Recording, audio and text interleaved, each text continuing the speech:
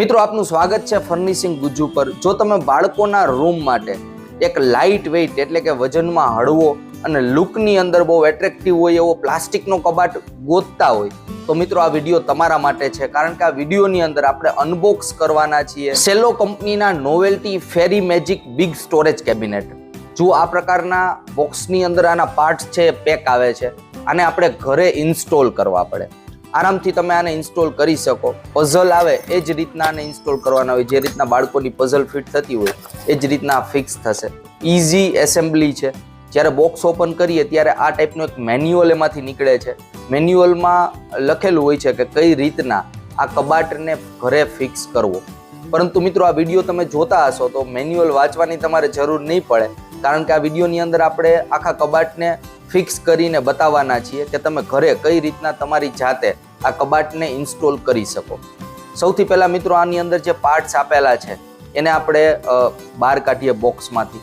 બધા પાર્ટ્સ છે ને મિત્રો પ્લાસ્ટિકની એક એડિશનલ બેગની અંદર પણ પેક કરેલા છે। જુઓ આ રીતના બધા પાર્ટ્સને મિત્રો આપણે શરૂઆતમાં બહાર કાઢી અને વ્યવસ્થિત રીતના ગોઠવી દેસી।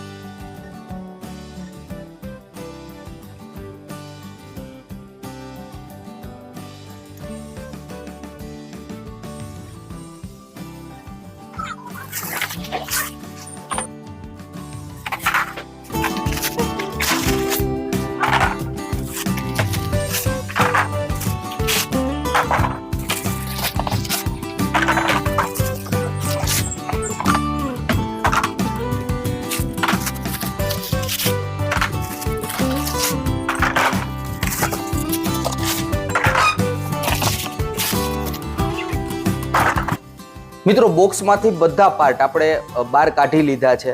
હવે આ જેટલા પણ પાર્ટ્સ છે ને એને આપણે પ્રોપર ગોઠવશી, એટલે કે બેક પેનલનો જે ભાગ છે, જેટલા બેક પેનલના ભાગ છે એને એક જગ્યાએ રાખી દેસી, ડોરના ભાગ અલગ રાખી દેસી, હેન્ડલ અલગ રાખશી, સાઈડ પેનલ અલગ રાખી દેસી, જેને કારણે મિત્રો ઇન્સ્ટોલેશન ઇઝી થઈ જાય। જ્યારે આપણે ઇન્સ્ટોલેશન કરીએ ત્યારે અલગ અલગ પાર્ટ્સ ગોતવા ના પડે। જો આ રીતના આપણે બધા સેપરેટ રાખી દીધા છે, side panel, doors, back panel, self, આ બધા પાર્ટ્સ અલગ અલગ છે। તો ઇન્સ્ટોલેશન કરવા આપણે હવે જ્યારે બેસી ત્યારે ઘણું બધું ઇઝી થઈ જાય, નકર બધા પાર્ટ્સ ભેગા હોય ને તો ગોતવામાં આપણો ટાઈમ ઘણો બધો વેસ્ટ થઈ જતો હોય છે। તો મિત્રો આપણે સ્ટાર્ટ કરીએ ઇન્સ્ટોલેશન। મિત્રો સૌથી પહેલા આપણે બોટમ એરિયા એટલે કે આ જે પાર્ટ્સ છે એને સૌથી નીચે આપણે રાખવાના છીએ। આ બોટમ પાર્ટ્સ છે, જો આ રીતના રહેશે। હવે ત્યારબાદ આપણે બેક પેનલ્સ આમાં ફિટ કરવાના છીએ। આ બેક પેનલ્સ છે। હવે બેક પેનલની અંદર મિત્રો ખાસ એક વસ્તુનું ધ્યાન રાખવાનું કે જે ખાંચાવાળો ભાગ છે, જો આ ઉપર અને નીચે આની અંદર ફિક્સ થઈ જશે, અને ઇનસાઇડ ભાગ છે જે ઉપરનો તમને દેખાય સ્મૂથ ભાગ, આ છે ને એ આગળની બાજુ આવશે અને ખાંચાવાળો ભાગ પાછળની બાજુ આવશે। તો આ રીતના ફિટ થશે, આ ખાસ ધ્યાન રાખવાનું। ઘણીવાર આ ફિટિંગની અંદર ઊંધું લોકો ફિટ કરી દેતા હોય છે, તો આ રીતના ફિક્સ થઈ જશે। બંને બેક પેનલ સેમ રીતના ફિક્સ થવાની છે।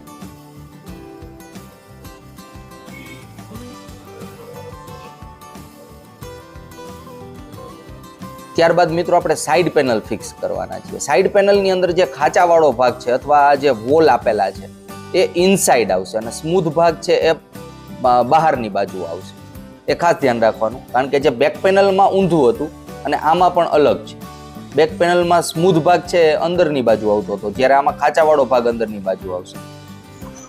આ બંને બેક પેનલ ફિક્સ થઈ ગઈ। હવે સાઈડ પેનલ કનેક્ટર છે, સાઈડ કનેક્ટર અથવા આને બેક કનેક્ટર કહેવામાં આવે છે, આ રીતના ફિક્સ થઈ જશે।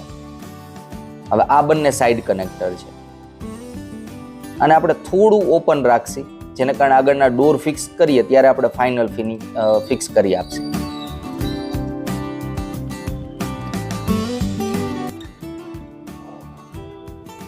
આ મિત્રો ડોર છે।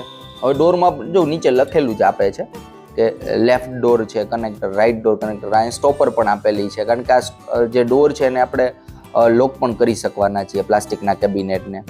સૌથી પહેલાં હેન્ડલ ફિક્સ કરવાનું રહેશે, આ રીતના હેન્ડલ ફિક્સ થશે। હવે નીચેની બાજુ જો આ તમને ખૂટો દેખાશે, અને કબાટની અંદર પણ જો અહીં જગ્યા આપેલી છે એની અંદર ખૂટો જે છે આ હૂક છે ફિક્સ થઈ જશે, અને ઉપરની બાજુ થોડુંક તમારે પુશ કરી અને આ જે ખાંચો છે એમાં ફિક્સ કરવાનો રહેશે।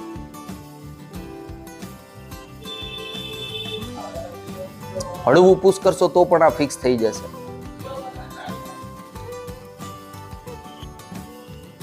હવે સેમ રીતના મિત્રો જે બીજો ડોર છે એ પણ ફિક્સ થશે. એમાં પણ નીચે લખીને આપેલું જ છે કઈ બાજુનો ડોર છે, એટલે તમને આઈડિયા આવે. હવે આની અંદર જો આ લોક વાળો ડોર છે, એટલે કે સૌથી ઉપર જો ચાવીથી આપણે લોક પણ કરી શકવાના છીએ. હવે આમાં પણ સેમ હૂક આપેલ છે નીચેની બાજુ.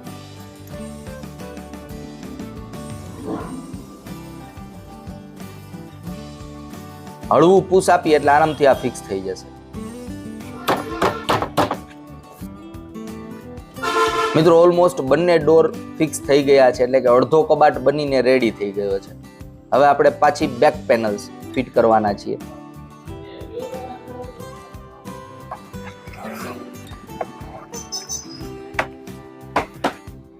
હવે મિત્રો સાઈડ પેનલ બંને ફિક્સ કરીએ. જેમ નીચેની બાજુ ફિક્સ કરેલી એ જ રીતના આ સાઈડ પેનલ ઉપરની બાજુ પણ ફિક્સ થશે. હવે મિત્રો આ જે ટોપ એસેમ્બલી છે, એટલે કે સૌથી ઉપર રૂફના ભાગમાં આવશે. આને આપણે સાવ ફિક્સ નહીં કરીએ, થોડુંક ઓપન રાખશી, જેને કારણે ડોર જ્યારે ફિક્સ કરીએ ત્યારે ઇઝીલી આપણે ડોરને ફિક્સ કરી શકીએ. હવે મિત્રો આપણે બંને ડોર ઉપરના જે ડોર છે એને ફિક્સ કરીએ. સેમ રીતના જે રીતના નીચેના ડોર હતા એ જ રીતના ફિક્સ થશે. જો સૌથી પહેલા ડોરની અંદર ડોરને કનેક્ટ કરવાનો રહેશે નીચેના ડોર સાથે, પછી ઉપરની બાજુ જે હૂક છે એને ફિક્સ કરીએ. આ ડોરની અંદર મિત્રો સ્ટોપર આપેલી છે જે ઉપરની ભાગમાં આવશે. આ રીતના ફિક્સ કરી અને સ્ટોપર છે, એટલે કે આ જે ડોર હતા બંને એમાં ઉપર અને નીચેની બાજુ બંને બાજુ સ્ટોપર આવે છે. જો હવે ફાઇનલ આપણે ઉપરનું જે રૂફટોપ હતું એને આપણે ફિક્સ કરશું. ટોપ એસેમ્બલી ફિક્સ થઈ ગઈ છે. ઓલમોસ્ટ મિત્રો આખો પ્લાસ્ટિકનો કબાટ ઇન્સ્ટોલ થઈને રેડી થઈ ગયો છે. હવે ખાલી આપણે અંદરની બાજુ સેલ્ફ ફિક્સ કરવાના છે, બાકી બધું રેડી. મિત્રો સેલ્ફમાં નીચેની બાજુ આ રીતના લોખંડનો સપોર્ટ આપેલ છે, જેને કારણે આની ઉપર વજનવાળી વસ્તુ રાખીએ ને તો કશો વાંધો ના આવે, બેન્ડ ના થઈ જાય. પ્લાસ્ટિક છે નહીં. આમાં પણ બંને બાજુ હૂક આપેલા છે, તો આ રીતના તમે એને ફિક્સ કરી શકશો. બંને બાજુ હોલ પણ તમને દેખાશે મિત્રો. તમારે અપડાઉન કરવું હોય આ સેલ્ફને તો પણ તમારી નીડ મુજબ, જરૂરિયાત મુજબ ઉપર નીચે તમે સેલ્ફને લઈ શકો છો. 3 સેલ્ફ આની અંદર ટોટલ આવે છે, તો 3 સેલ્ફ સેમ રીતના ફિક્સ થશે. આ રીતના તમારી જરૂરિયાત મુજબ તમે આની હાઈટ છે અપ ડાઉન કરી શકો.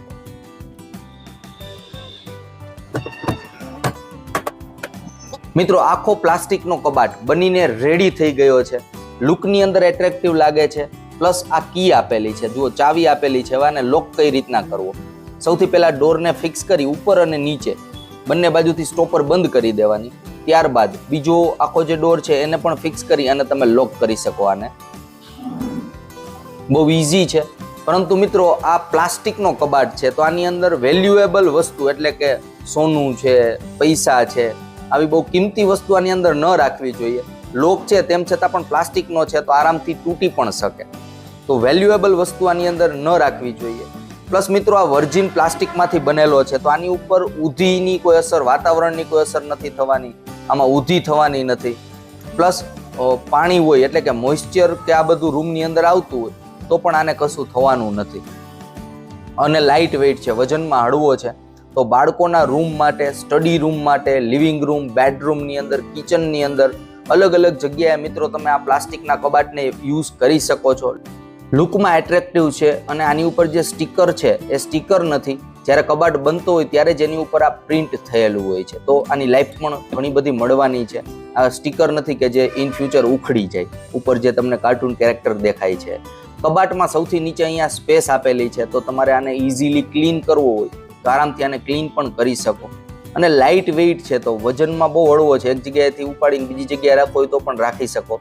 બાળકોના કપડાં છે, બાળકોના પુસ્તક છે, રમકડા છે, અથવા કોઈ પણ વસ્તુ આની અંદર તમે રાખી શકો છો. જે રીતના મિત્રો આ કબાટને આપણે ફિક્સ કરેલો છે એ જ રીતના તમે આને અનઇન્સ્ટોલ પણ કરી શકો. અને જે જગ્યાએ પાછો આપણે ફિક્સ કરવો હોય તે જગ્યાએ આને લઈ જઈ અને પાછો ફિક્સ કરી શકો. એટલે કે આના બધા પાર્ટ્સ પાછા પણ તમે પઝલની જેમ ઓપન કરી શકશો, અને જ્યાં જરૂર છે ત્યાં પણ લઈ જઈ અને પાછો પણ આખા કબાટને ફિક્સ કરી શકો પઝલની જેમ. હવે આનો આપણે મેઝરમેન્ટ જોઈએ મિત્રો. સૌથી પહેલા આની હાઈટ જોઈએ ને તો એપ્રોક્સ 48 ઇંચની આસપાસ છે, 48 ઇંચની આસપાસ. અને પહોળાઈ જોઈએ તો નિયર અબાઉટ 23 ઇંચની આસપાસ છે. અને આ જે સાઇઝ છે ડેપ્થ ઓલમોસ્ટ 13.75 ઇંચની આસપાસ છે અને ઇનસાઇડ ડેપ્થ જોઈએ તો નિયર અબાઉટ મિત્રો 12 ઇંચની આસપાસ મળે છે. તો સાઇઝ પણ ઇનફ આપેલી છે આ કબાટની અંદર. આની મિત્રો કિંમત જોઈએ ને તો નિયર અબાઉટ 6,000 રૂપિયાની આસપાસ છે. MRP તો આની ઘણી બધી હોય છે પણ 6,000ની આસપાસ મળી જતો હોય છે.